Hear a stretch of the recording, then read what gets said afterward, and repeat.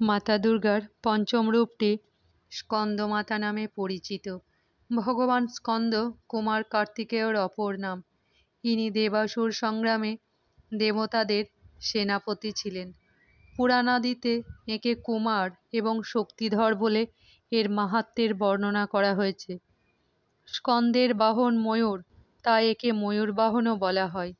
এই স্কন্দের মাতা হওয়ায় মা দুর্গার পঞ্চম রূপকে স্কন্দমাতা নামে অভিহিত করা হয়।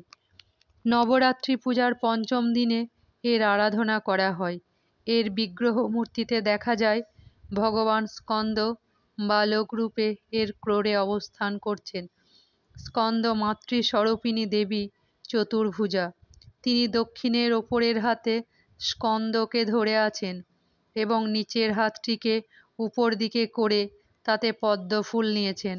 বামের উপরিস্থিত হাতটি নিচে নেমেছে অভয় মুদ্রায়, আর নিচের হাতটি উপরে রয়েছে পদ্মফুল ধারণ করে। স্কন্দমাতা সর্বাঙ্গে শুভ্রবর্ণা এবং পদ্মের উপর উপবিষ্টা, সেই জন্যে একে পদ্মাসনা দেবীও বলা হয়। ইনি সিংহকেও বাহন রূপে রাখেন।